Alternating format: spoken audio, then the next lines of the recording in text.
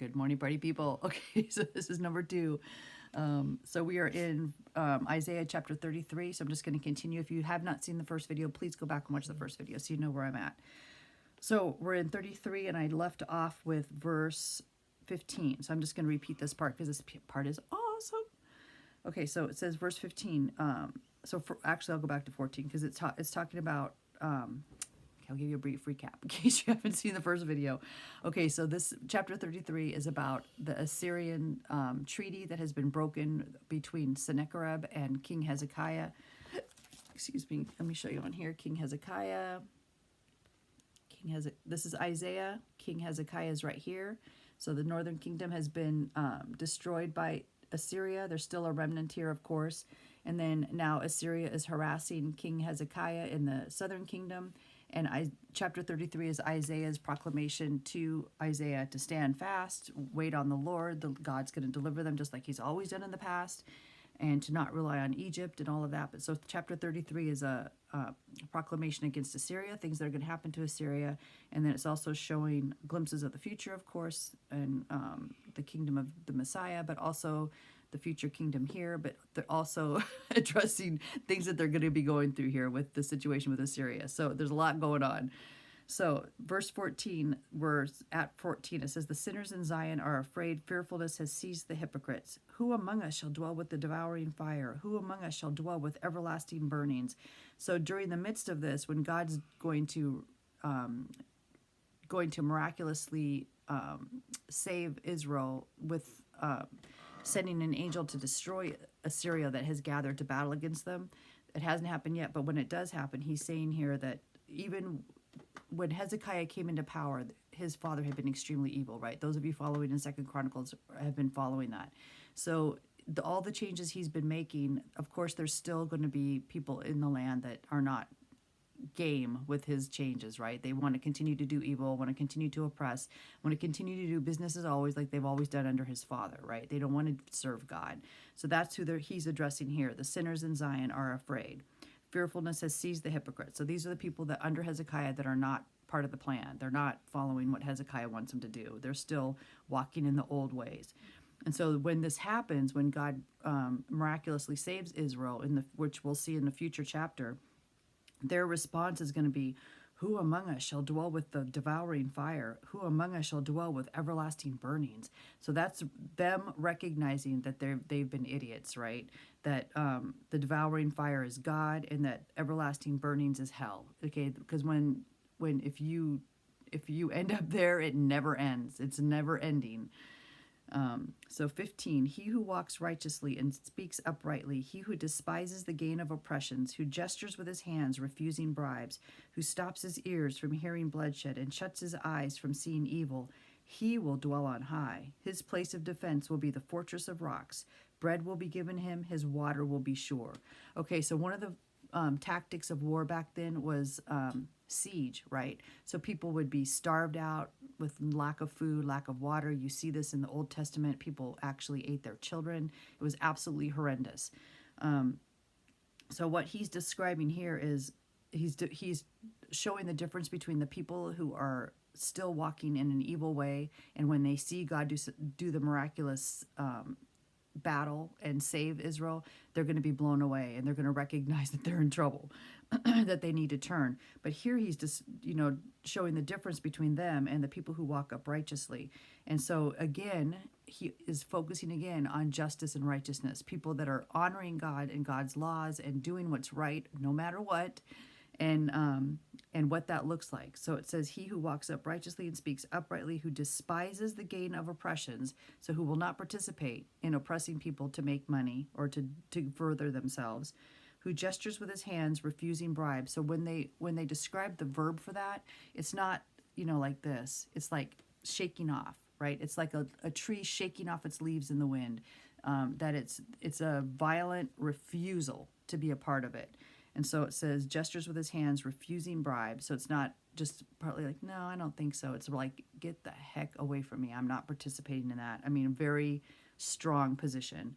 "Who stops his ears from hearing bloodshed and shuts his eyes from seeing evil." So those two verses are not referring to avoiding. It's actually an act of refusing. So the language sounds like they're like avoiding it, but in fact it's an act of moving forward to refuse to participate. So it's an active thing, not a passive refusing to watch. It's an active non-participation.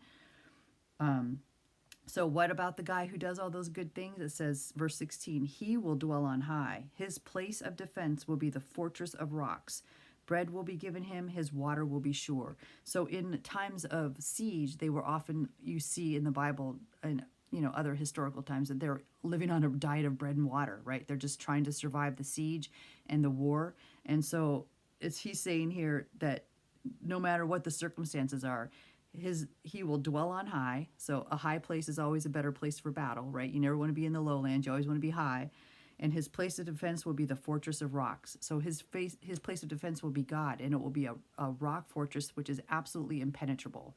And then bread will be given him, his water will be sure. So he will not run out of food or water. God will provide for them. So that's freaking awesome. Okay, and this is in the midst of the Assyrian issue, right? So this is what he's describing. Then it says, verse 17, your eyes will see the king in his beauty. So this is referring to the future. This is referring to the Messiah. So he's getting a glimpse of that. Your eyes will see the king in his beauty. They will see the land that is very far off. So they're not talking about, the commentary said this is always misinterpreted. It's not a land that is very far off, like it's something in the future.